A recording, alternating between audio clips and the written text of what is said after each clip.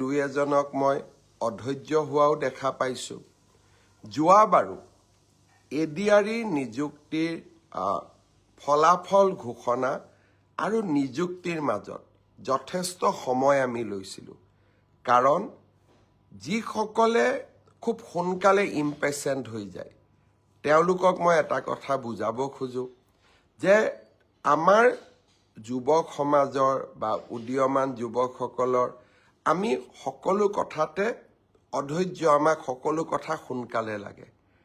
কিন্তু চৰকাৰে হাতীৰ দৰে খোজকাঢ়ে, লাহে লাহে লাহে লাহে খোজকাঢ়ে যাতে ভুল হৈ নাযায়।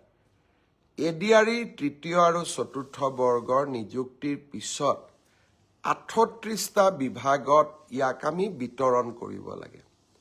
38টা বিভাগে প্ৰায় 60টাতকৈ অধিক সঞ্চালকালয়ৰ মাজত এই পদসমূহ বিতৰণ কৰিব লাগে।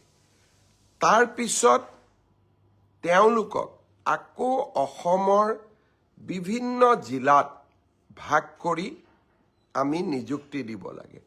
জিলা বিষয়াসকলে তেওঁলোকক ব্লক বা আন আৰু তলৰ কাৰ্যালয়লৈকে প্ৰেৰণ কৰিব লাগে। ই এটা ডাঙৰ প্ৰক্ৰিয়া। ইয়াৰ মাজতে দিব্যাংগ যিসকল 3% দিব্যাংগ যিসকলে চাকৰি পায় তেওঁলোককো আমি মেডিকেলি আৰু এবাৰ পৰীক্ষা কৰিব লাগে গুৱাহাটী চিকিৎসা মহাবিদ্যালয়ত। এই গোটেই প্ৰক্ৰিয়াখিনি সমাপ্ত কৰোঁতে আমি ডিচেম্বৰ মাহলৈকে আমাক সময় লাগিব।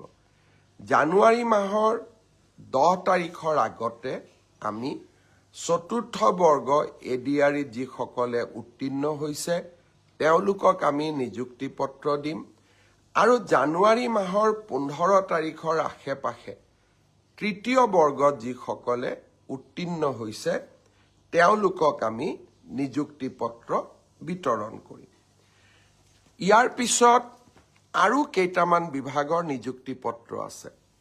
ইঞ্জিনিয়াৰৰ নিযুক্তি পত্ৰ আছে, এগ্ৰিকালচাৰ ডিপাৰ্টমেণ্টৰ নিযুক্তি পত্ৰ আছে, আৰু বহুখিনি বিভাগীয় নিযুক্তি পত্ৰ আমাৰ সন্মুখত আছে। বিভাগীয় নিযুক্তি পত্ৰখিনি আমি